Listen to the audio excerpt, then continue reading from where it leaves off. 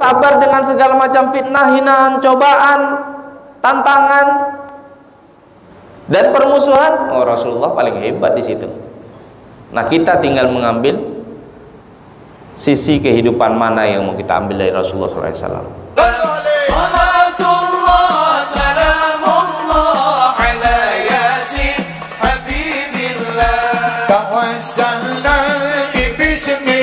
Indonesia kebanggaan kami, Indonesia harga diri kami, Indonesia kebanggaan kami akan ku bela.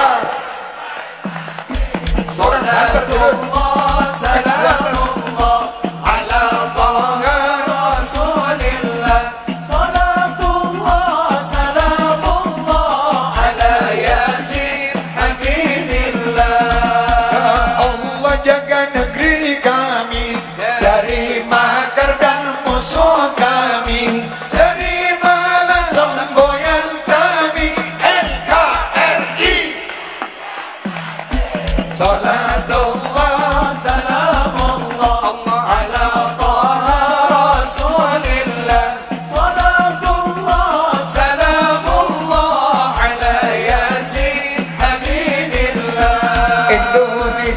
Kebangsaan kami, Indonesia kebanggaan kami, merah putih bendera kami, NKRI. Yang kami hormati dan muliakan bapak-bapak, ibu-ibu, para tokoh masyarakat yang tidak kami sebutkan satu persatu, dan semua kita yang hadir dalam majelis yang mulia ini, semoga istiqomah sampai kita wafat selalu dalam syariat Allah Subhanahu wa taala. Semua kita akan menuju ke sana, Bapak dan Ibu. Dulu banyak yang masih teringat wajahnya di GSSB ini, tapi juga sudah banyak yang berangkat menemui Allah. Kita pun akan menemukan hal yang sama. Kalau saat ini kita masih punya kesempatan duduk bersama, tapi di kali lain nanti tak ada lagi kita di dalam majelis ini. Maka untuk mereka yang telah mendahului kita, teman sahabat andai taulan, para penggerak dakwah yang ikut dalam kegiatan GSSB khususnya, untuk mereka kita bacakan Ummul Quran Al-Fatihah. A'udzubillahi minasyaitonirrajim. Bismillahirrahmanirrahim. Alhamdulillahirabbil alamin. Ar-Rahmanirrahim. Maliki yaumiddin. Iyyaka na'budu wa iyyaka nasta'in. Ihdinas siratal mustaqim. Siratal ladzina an'amta 'alaihim ghairil maghdubi 'alaihim waladdallin. Amin. Mewakili pengurus Masjid Al-Jami, kami mengucapkan sebagai koordinator GSSB justru mengucapkan terima kasih kepada pengurus Masjid Al-Jami. Lai pakai sarapan tuh, mulainya itu atas pelayanan, atas kesiapan dari Tuk Samsul dengan pengurus masjid dalam menerima kedatangan GSSB ini. Semoga semuanya menjadi tabungan amal bagi pengurus Masjid Al-Jami beserta jamaahnya. Dapat kami informasikan Bapak Ibu sekalian bahwa selesai dari Masjid Al-Jami ini nanti, yang disudahi dengan sarapan bersama, kita akan melanjutkan kegiatan menuju ke Taman Kota. Apa acara di Taman Kota? Di Taman Kota nanti acara kita adalah zikir dan doa untuk Palestina, sekaligus pengumpulan donasi, pengumpulan bantuan, pengumpulan kepedulian kita terhadap bagaimana keadaan saudara kita di Palestina sana. Untuk lebih jelas nanti tentu Ustadz Dasuki mungkin akan menyampaikan juga seputaran kajian beliau. Saya tidak menitipkan apa-apa terhadap beliau dalam kajiannya. Mungkin saja beliau sudah menyiapkan satu materi, tapi saya tidak ada menitipkan apa-apa. Namun nanti di Taman Kota kita akan melaksanakan kegiatan Rokan Hulu Peduli Palestina hingga lebih kurang jam 9. Kita usahakan jam 9 sudah selesai nanti acaranya. Maka kami berharap sekali kepada Bapak dan Ibu, keluarga kami semuanya, untuk bisa hadir di sana meramaikan, untuk bisa hadir di sana mensyiarkan, untuk bisa hadir di sana nanti menguatkan perjuangan saudara kita yang hari ini sedang tertindas, sedang terjajah oleh Zionis Yahudi Israel. Banyak yang ingin kita ceritakan, karena mikrofon ini akan kita serahkan kepada Ustadz Dasuki SH. Nanti beliaulah yang akan memaparkan berbagai hal yang ingin disampaikan dalam kajian subuh ini. Atas nama Koordinator Gerakan Sholat Subuh Berjamaah, kami mengucapkan terima kasih kepada semua kita, dan mari kita simak apa yang akan disampaikan oleh guru kita pada subuh ini dengan niat untuk diamalkan dan disampaikan kepada rekan sahabat kita. Kemudian terakhir, kemarin kita ada pesan sal Palestina, ini pun merupakan bagian dari syiar, di mana harga sal ini lebih kurang 60.000 satu buah, 60.000. Kalau Bapak Ibu ngasih lebih dari itu, maka lebihnya itu nanti akan dimasukkan dalam donasi untuk Palestina. Kalaulah bukan karena tinta, takkan kubuat sebuah puisi. Kalaulah bukan karena cinta, takkan mungkin aku datang di sini. Bismillahirrahmanirrahim. Assalamualaikum warahmatullahi wabarakatuh. Waalaikumsalam warahmatullahi wabarakatuh. Alhamdulillahillazi anzala sakinata fi qulubil mu'minin liyazdadu imanan ma'a imanihim.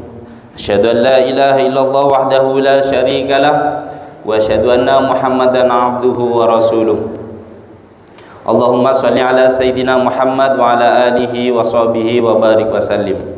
Qala Allah Ta'ala fil Qur'anil Karim, a'udzu billahi minasyaitonir rajim. Bismillahirrahmanirrahim.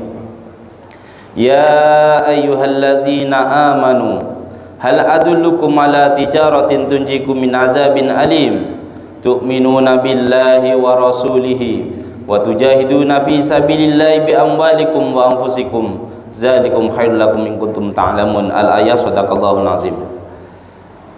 Al-Mukarram, Bapak Ibu pengurus Masjid Jami, Bapak Imam, Bapak Khatib, Bapak Bilal, para ustadz, para alim, para guru-guru kami, alim ulama ceri pandai, yang kecil tak kami sebut nama, yang besar tak kami imbau gelar. Mudah-mudahan semuanya senantiasa dalam rahmat dan ridha Allah Subhanahu wa taala. Amin. Allahumma amin.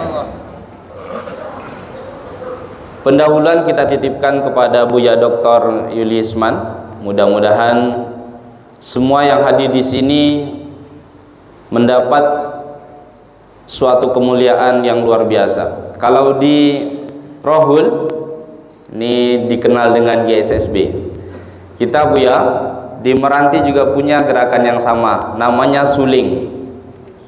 Subuh keliling. Bukan maling, maghrib keliling, bukan. Tapi suling.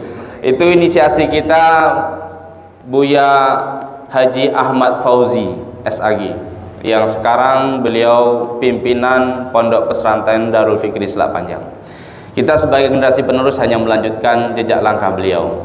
Seperti yang disampaikan oleh Buya Doktor tadi, kita juga punya konsentrasi gerakan dakwah di pedalaman bersama dengan Adinda Mujibur Rahman.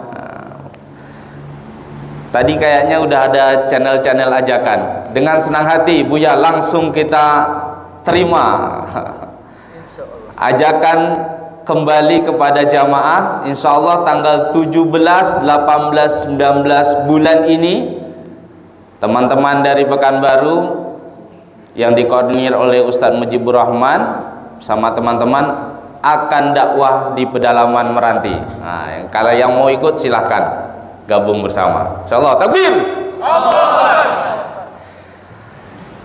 Hadirin jamaah sekalian, izin bukan bermaksud menggurui, karena sebetulnya saya yang banyak belajar di sini Bapak Ibu sekalian. Hari ini kita melihat kondisi perkembangan zaman sangat memprihatinkan. Tidak banyak yang mengisi ruang-ruang masjid atau musola kita generasi muda. Rata-rata yang sudah sepuh-sepuh, yang umurnya sudah, mohon maaf, mendekati itulah. Dan kami yang anak-anak muda rata-rata tidak ada contoh keteladanan yang bisa kami ambil. Siapa anak muda sebetulnya yang semangat pergi ke masjid, apalagi di subuh hari. Padahal kita semuanya sudah mengetahui bahwa Rasulullah SAW adalah sosok manusia inspiratif yang keteladanannya bukan hanya pada sisi satu kehidupan saja. Rasulullah kalau mau sedih-sedih ada, mau bahagia banyak, mau cerita-cerita lucu juga ada, mau serius juga banyak. Dan terkadang kami yang anak muda ini salah mengambil keteladanan atau uswah. Ya, kalau teman-teman hobi bola biasanya kenal dengan nomor punggung 7 siapa? Siapa? Bro, siapa bro? Apa? Mas Dodo? Nomor 10 siapa? Wah, tahu. Tapi coba kita tanya, sahabat Nabi yang selalu membuat Rasulullah SAW ketika bertemu dengan beliau selalu tersenyum, selalu bahagia, selalu membuat yang gembira. Siapa? Ini dasar luar biasa, Nuaiman. Bolehlah takbir. Hanya di Rohul yang bisa menyebutkan sahabat Nabi itu. Di tempat lain Allahu a'lam. Nuaiman Pak Bu, ada mungkin yang kita sudah banyak kenal, tapi ini pengen saya sampaikan, Nuaiman tuh sahabat Nabi yang luar biasa. Walaupun dia tukang gini, tapi dijamin masuk surga. Dalam sebuah kisah diriwayatkan bahwa Nuaiman ini pernah diajak Abu Bakar untuk berdagang. Jadi teman berdagang bersama dengan Suwaibid, sahabat Rasul yang lain. Tapi Nuaiman ini tidak dikasih amanah pekerjaan apa-apa. Pokoknya kamu ikut aja lah, kata Abu Bakar, lebih kurang begitu kan. Sehingga suatu ketika Nuaiman ini kelaparan dia karena menunggu Abu Bakar berdagang. Yang petugas menjaga makanan ini Suwaibid, sahabat Abu Bakar dan sahabat Rasul yang lainnya. Dia melobilah Suwaibid. Bahasa kita sehari-hari mungkin, bro, aku lapor betul dah nih, bagilah makanan tak aku. Tapi Suwaibid karena amanah, jangan dululah Nuaiman, tunggu Abu Bakar selesai berdagang, tunggu sahabat yang lainnya. Oh, Nuaiman tak pendek akal. Aku dah lapor macam ni lah, kau buat macam aku di macam ini kan. Ini bahasa orang kita meranti ni, Wak. Awak nak pakai bahasa Rahul agak takut kekok, pakai apa segala macam kan. Kita pakai bahasa meranti pula, biar kita ni nampak akrab kan. Jadi Nuaiman tak kehilangan akal. Dia pergi ke pasar kan, tengok ternyata di pasar tu ada sekelompok orang yang sedang melakukan aktivitas jual beli budak. Timbul akal Nuaiman, bagaimana caranya biar perutnya kenyang, dia juga punya akal. Tengok harga biasanya di sana mahal-mahal kan, jual budak mungkin kisaran 100 dirham, 200 dirham, 300 dirham. Dia teringat sahabatnya Suwaibid. Disampaikan kepada salah seorang yang tukang beli budak bahwa dia punya seorang budak, kata Nuaiman. Ndak ada beli budak aku punya seorang budak nih, kata dia. Cuman ada kelainan sedikit. Apa kelainan? Kebiasaan budak aku nih, dia mengaku bahwa dia ini bukan seorang budak. dia ini orang yang merdeka. Nah, itu kan, orang yang merdeka. Jadi setelah mendengar itu, negosiasi harga, ditengok kan, Suhaibit dari jauh ditunjuklah sama Nuaiman. Itu budak aku, silahkan diambil. Deal harga dengan lebih yang murah. Akhirnya dia beli makanan segala macam, kenyang. Ditariklah Suhaibit sama sang pembeli tadi. Kemudian Suhaibit bilang, bukan, saya orang merdeka. Dan ternyata sang pembeli tadi dia sudah mengetahui bahwa itulah kekurangan Suhaibit. Terus saja dijual. Akhirnya dia bisa membeli makanan. Nuaiman kenyang, Suhaibit terjual. Sehingga Abu Bakar balik ketika selesai, kemana sang penjaga makanan kita, Suhaibit? Dengan santainya Nuaiman mengatakan, dia sudah aku jual. Sahabatnya sendiri jual. Sehingga ketika Nuaiman balik, Abu Bakar balik, bertemu dengan Rasulullah, diceritakan itu kisahnya kepada Rasulullah. Rasulullah tidak marah. Rasulullah kemudian juga tersenyum. Dan itulah salah satu sahabat Nabi yang senantiasa membuat Rasulullah bahagia. Dan bahkan diriwayatkan dalam kisah itu, Rasulullah tersenyum sampai nampak giginya. Ini jarang-jarang Rasulullah bisa tersenyum seperti itu. Itu satu kisah sahabat Nabi yang memiliki kebiasaan bercanda bergurau. Kita Pak Bu, biasanya Rasulullah itu pun dihina, dicaci, dimaki. Kita paling cuma dapat gelar, sok soleh. Alah, baru tahu masjid. Sok-sok mau ngajak orang nolak artis datang. Dan seterusnya. Itu gelar-gelar yang biasa-biasa saja bagi kita. Kenapa kita harus takut? Kenapa kita harus lemah? Kenapa kita harus rendah diri? Rasulullah itu dilempari batu, dilempari tai, dicaci, dihina. Apakah itu sudah sampai ke kita? Belum. Berarti dakwah kita harus lebih gencar lagi. Nah, ini yang pertama. Jadi bagi anak muda, ini khusus nasihat untuk anak muda. Apalagi ada Prima nih, Perhimpunan Remaja Masjid. Salah satu golongan yang kelak nanti di yaumil akhir, ketika dikumpulkan di padang mahsyar, orang semuanya butuh syafaat karena kondisi panas, butuh pertolongan. Salah satu golongan yang dijanjikan mendapat syafaat itu adalah anak muda yang senantiasa hatinya terpaut terhadap masjid. Bapak Ibu jamaah salat subuh yang semoga rahmati Allah Subhanahu wa taala. Mari sama-sama kita bersyukur atas segala kenikmatan yang Allah berikan. Nikmat mata yang hari ini alhamdulillah kita bisa melihat dengan sempurna. Kalau kita pergi ke rumah sakit Pak Bu, apalagi kalau ke Pekanbaru, ada rumah sakit namanya SMEK, spesialis mata.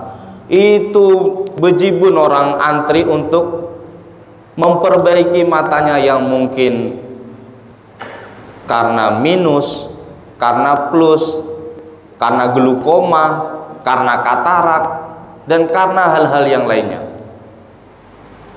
Betapa kasih sayangnya Allah kepada kita. Hari ini kita yang punya mata sempurna, pejam, celik, terbuka mata gitu,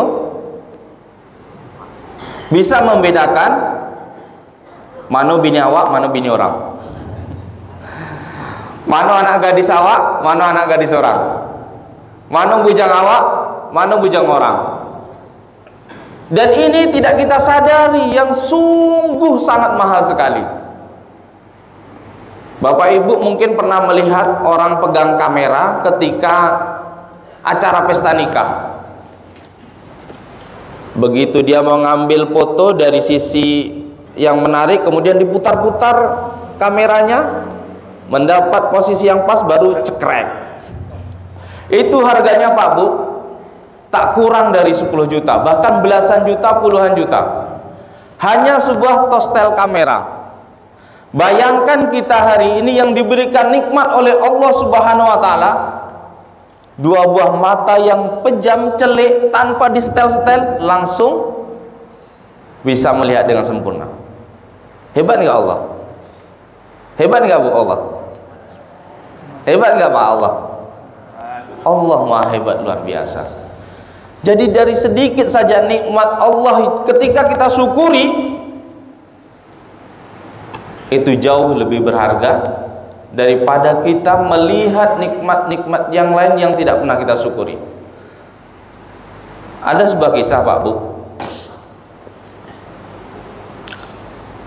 sebuah rumah tangga yang ada suami istri baru, kemudian dia punya tetangga yang rumah tetangganya itu baru dicat, catnya baru, masih bersih. Hari pertama ketika dia santai dari dalam rumah, sepasang suami istri ini bercerita, tengok Pak, rumah orang sebelah kita tuh lawo, cantik, catnya bagus, indah betul. Hari kedua sambil ngopi begitu terus diceritakan. Hari ketiga, hari keempat sampai berbulan. Cuman lama-kelamaan sang istri bercerita kepada suaminya, tengoklah Pak, rumah orang sebelah tuh lama-lama tak lawa catnya kusam, tak bagus. Dia melihat dari rumah, tapi begitu suaminya keluar dilihat dari rumah, ternyata dari luar rumah, rumah tetangganya masih tetap bersih dan mantap. Apa yang salah di sini Bu? Sang istri tadi selalu menilai rumah tetangganya dari dalam rumahnya sendiri. Ternyata yang tak bagus itu bukan rumah tetangganya, tetapi dia lupa membersihkan jendela kaca yang ada di rumahnya sendiri. Bapak Ibu hadirin yang berbahagia, hari ini kita sering melihat kekurangan orang lain. Si A kurang ini, si B kurang itu. Yang kita lihat salahnya saja, tidak ada kebaikan orang lain. Padahal Bapak Ibu, yang lemah itu adalah kita. Jarang mengintrospeksi diri, jarang mencuci diri kita, jarang tazkiyatun nafs. Hati kita ini jarang dicuci, sehingga pikiran kita pun jadi negatif, melihat orang sebelah mata selalu tidak betul. Padahal yang paling penting itu adalah harus senantiasa introspeksi diri, memperbaiki diri kita, melihat dalam diri kita, oh ternyata kita kelemahannya begini, oh ternyata kekurangan kita seperti ini. Jangan sampai Bapak Ibu sekalian, kita seperti seorang sahabat Nabi yang bernama Sya'ban. Kisah ini sangat masyhur. Sya'ban di akhir hidupnya itu, walaupun dia sudah beramal soleh dengan baik, tapi ada sedikit penyesalan menjelang hidupnya. Apa penyesalan yang dia rasakan ketika menjelang wafat? Ternyata Sya'ban menyesal dengan 3 hal ketika menjelang wafat. Kisahnya seperti ini Pak Bu. Suatu ketika Rasulullah SAW ingin melaksanakan sholat subuh berjamaah. Biasanya Sya'ban itu berada di posisi paling ujung, karena dia datang lebih awal, dia tidak pengen mengganggu jamaah yang lain ketika datang, sehingga dia memposisikan dirinya di sudut paling depan. Suatu ketika Rasulullah pengen melaksanakan sholat subuh, dilihat ternyata Sya'ban belum datang-datang. Ditanyakan kepada jamaah yang lain, sahabat Rasul yang lain, kemana Sya'ban hari ini? Kok belum kelihatan? Ditunggu sebentar, waktu qomat sudah datang. Akhirnya dilaksanakanlah sholat jamaah tanpa dihadiri oleh Sya'ban, karena menunggunya sudah terlalu lama. Begitu setelah selesai sholat berjamaah, Rasulullah bertanya kepada sahabat yang lain, adakah yang tahu di mana posisi rumah Sya'ban? Ternyata ada di antara sahabat yang mengetahui posisi rumah Sya'ban. Ketika Rasulullah dan sahabat berjalan ke rumah Sya'ban, dari ba'da subuh begini, hampir 3 jam jaraknya. Sampai di rumah, mengucapkan salam, ternyata yang keluar hanya istri Sya'ban. Ketika ditanya di mana keadaan Sya'ban, ternyata Sya'ban sudah wafat. Dan ketidakhadiran Sya'ban untuk tidak melaksanakan sholat subuh berjamaah itu hanya uzur wafat. Tapi Sya'ban ketika menjelang wafat, sambil tersenyum, dia mengucapkan pesan kepada istrinya. Seandainya masih panjang, senyum dia. Seandainya masih baru, senyum dia. Seandainya semuanya, senyum dia. Kira-kira nih, saya nak tanya, kalau ibu-ibu ditinggalkan wasiat sama suaminya yang nak meninggal, seandainya masih panjang, tersenyum, macam mana kira-kira perasaan ibu? Buang tebiat agak orang tua ni kan. Dah nak meninggal pun ada aja yang dicakap dia yang tidak-tidak gitu. Bingung nggak bu? Seandainya masih panjang, seandainya masih baru, seandainya semuanya. Istri Sya'ban bingung. Sehingga ketika Rasulullah hadir pada waktu itu, langsung dia ditanyakan. Karena Rasulullah mas'um, terjaga, dia punya ilham dari Allah SWT, menyingkap takbir dari kegalauan sang istri Sya'ban. Rasulullah juga tersenyum. Ibu bertanya nih dengan Ustaz Dr. Buya Yuliesman, Buya, suami awak nak meninggal pesan 3 perkara nih. Seandainya masih panjang, seandainya masih baru, seandainya semuanya. Buya pula dijawab sambil tersenyum juga. Bertambah pening ibu tengok model. Ternyata Bapak Ibu, dalam kehidupan sehari-hari dikisahkan bahwa Sya'ban ini luar biasa. Perjalanan dia dari rumahnya di subuh hari menuju masjid itu lebih kurang 3-4 jam. Dan Allah memberikan gambaran tentang pahala perjalanan dia menuju masjid dengan surga yang luar biasa kenikmatannya. Maka Sya'ban pun berujar menjelang wafatnya, seandainya masih panjang. Perjalanan kita ini masih pakai kendaraan motor, waktu paling 5-7 menit, itu pun datang setelah iqomah. Jauh sekali seperti sahabat Rasul. Dan kita berharapnya luar biasa, ya Allah, masukkanlah aku ke dalam surga Firdaus yang penuh dengan kenikmatan, dekat dengan Rasulullah. Sementara subuhnya juga kesiangan. Tambah lagi seandainya masih baru. Suatu ketika Pak Bu, Sya'ban ini kebiasaan dia kalau subuh menggunakan 2 pakaian, satu pakaian dalam, satu pakaian luar. Pakaian dalam dia ini agak baru, pakaian luar nih bahasa kita rombeng lah, PJ kan, pakaian bekas yang selalu dia pakai, sudah tak baru lagi. Di perjalanan dia melihat orang tunawisma tak punya rumah, kakek-kakek yang kedinginan. Lantas dengan kebaikan dan kemurahan hati Sya'ban diberikanlah jaket yang di luar tadi kepada seorang kakek yang kedinginan. Lagi-lagi Allah kasih gambaran menjelang wafatnya Sya'ban. Seandainya pakaian yang aku berikan tadi masih baru, maka pahalanya juga akan luar biasa. Terakhir, seandainya semuanya. Suatu ketika Sya'ban sedang ingin sarapan pagi dengan istrinya. Tiba-tiba ketika dia sedang bermesraan dengan istrinya, didatangkanlah oleh Allah seorang pengemis yang mengaku sudah lama sekali tidak makan. Maka ketika itu ibalah istri dengan Sya'ban tadi, padahal yang dia miliki hanya sepotong roti dengan segelas susu. Lantas karena dia prihatin terhadap kondisi orang yang kelaparan tadi, roti yang sekeping tadi dibelah jadi 2, susu yang segelas dibagi 2. Satu untuk Sya'ban dan istrinya, yang satu lagi untuk sang pengemis. Lagi-lagi pahala itu Allah kasih gambaran. Menjelang wafatnya, Sya'ban pun berujar, seandainya semuanya. Tentu pahalanya juga akan lebih dahsyat luar biasa. Apa yang paling penting pelajaran yang bisa kita ambil dari beberapa kisah di atas tadi Bapak Ibu sekalian? Bahwa kita yang hidup di dunia ini sungguh waktunya tidak lama. Bisa jadi yang sudah tua mendahului kita. Dan mati ternyata tidak harus syaratnya tua. Bisa juga yang masih muda. Tak juga harus menunggu sakit. Tak juga menunggu harus pensiun.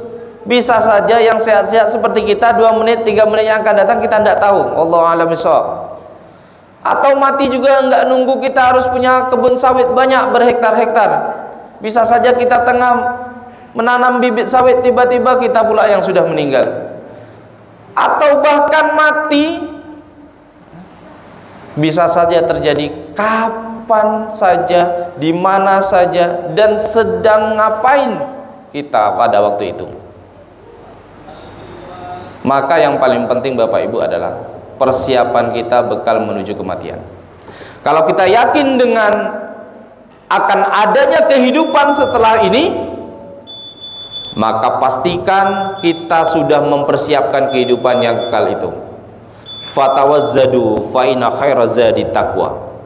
Dan carilah bekal olehmu sebanyak-banyaknya, karena sesungguhnya sebaik bekal itu adalah takwa. Maka ketakwaan ini yang paling penting. Bab takwa nanti kita serahkan kepada Dr. Buya. Karena waktu suruk sudah sampai, maka 10 menit lagi Buya. Tidak masalah Pak Bu. Bapak Ibu hadirin yang berbahagia, berkaitan dengan hal tersebut, di awal tadi saya sudah membacakan sebuah firman Allah tentang negosiasi Allah kepada kita, tawaran sebuah perdagangan yang mengantarkan kita bukan hanya untung di dunia, tapi jauh daripada itu keuntungan yang dahsyat bisa kita peroleh, terbebas dari azab pedihnya api neraka. Ya ayyuhallazina amanu, wahai orang-orang yang beriman. Nah, ini kan termasuk kita nih yang mengaku beriman kepada Allah SWT. Hal adulukum ala tijaratin tujikum min azabin alim. Maukah kamu aku tawarkan, aku kasih tahu sebuah perdagangan yang bisa mengantarkan kamu dari azab yang pedih? Mau enggak nih Ibu? Mau? Bapak mau? Tu'minuna billahi wa rasulihi. Pertama syaratnya adalah beriman kepada Allah dan Rasulnya. Iman tidak hanya sekedar kita ucapkan dari lisan kita, tapi al-qaulu bil lisan wa tasdiqu bil jinan wal amal bil arkan. Kita ucapkan dengan lisan, kita benarkan dalam hati kita, dan kita kerjakan dengan segenap anggota tubuh badan kita. Itu baru keimanan yang sempurna. Tidak cuman kita mengucapkan asyhadu an la ilaha illallah wa asyhadu anna muhammad rasulullah, itu baru dari lisan kita, tapi dalam hati kita juga sudah meyakini bahwa tidak ada yang lebih hebat daripada Allah Subhanahu wa taala. Tidak ada panggilan yang lebih tinggi daripada panggilan Allah Subhanahu wa taala. Tidak ada yang lebih maha kuasa selain kuasanya Allah Subhanahu wa taala. Tidak ada yang maha besar selain maha besarnya Allah Subhanahu wa taala. Tidak ada yang lebih mengetahui isi hati kita selain Allah Subhanahu wa taala. Dan pastikan bahwa setiap kita dimanapun berada harus merasa diawasi oleh Allah Subhanahu wa taala. Ini kan biasanya kita yang sebagai ASN, mohon maaf, hanya takut dengan pimpinan nih, bukan pada amanah tanggung jawab sumpah jabatan kita. Sehingga kalau ada Pak Kadis, oh rajin kita kan, ada sekretaris dinas rajin kita, pas tak ada tidak.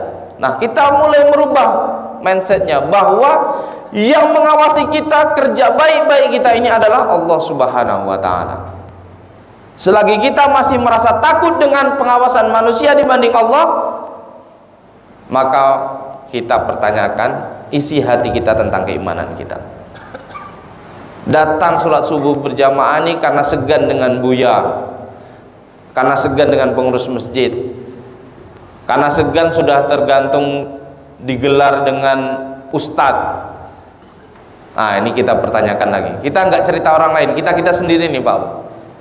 karena segan dengan jenggot kita yang sudah panjang, karena segan dengan gelar kita kehormatan sudah menjadi anggota dewan, sudah menjadi kepala dinas, sudah menjadi jadi-jadian,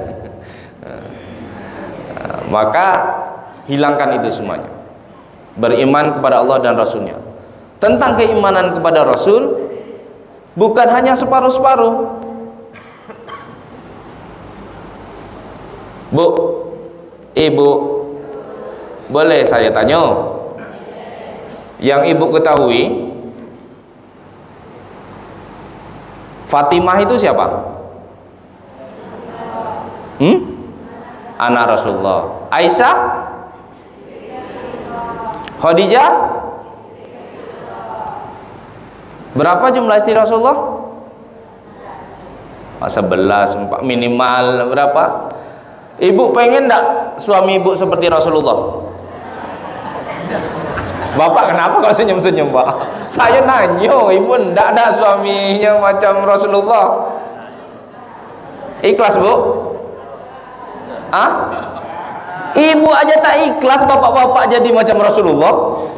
Belum saya tanya masalah bab nikah lagi, baru saya tanyakan, ibu-ibu enggak suaminya macam Rasulullah? Tak enggak. Jadi ibu-ibu tak enggak besok di surga sama dengan bapak-bapak yang sekarang. Bapak-bapak yang macam ini besok tak ada dah, Bu. Ibu-ibu macam ini tak ada juga di surga. Karena dia akan berubah jadi muda-muda semua. Jadi yang dah tua-tua ni masuk surga tapi berubah jadi muda. Wah, kan gitu. Tapi tergantunglah, kalau besok ibu-ibu di sini minta yang kakek-kakek, Allah kabulkan juga. Karena semua permintaan di surga pasti akan dikabulkan oleh Allah. Gitu juga dengan kita. Kalau apa-apa yang dah tua-tua ni minta nenek-nenek, aku ndak istri aku yang lama tu lah ya Allah, yang dah nenek-nenek tu datang juga. Kalau tanda bidadari muda lah. Tapi tengok model senyum ni macam tanda ikut dengan ibu-ibu ni. Saya rasa semua ndak yang muda-muda. Ya, Pak. Takut bini. Takut dia tak nak jawab dia. Beriman kepada Allah dan Rasulnya. Jadi mengimani tentang keimanan Rasulullah itu jangan separuh-separuh, Pak. Tak mesti juga kita harus mengikhlaskan istri atau suami kita punya bini banyak. Ya dapat bini satu kalau sudah melengkapi seperti istri Rasulullah cukuplah.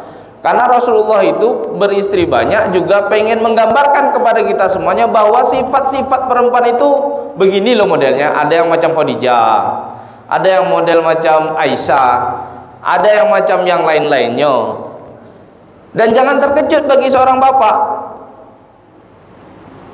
nak berharap istri soleha macam Khadijah memberikan semua harta kekayaannya untuk jalan dakwah.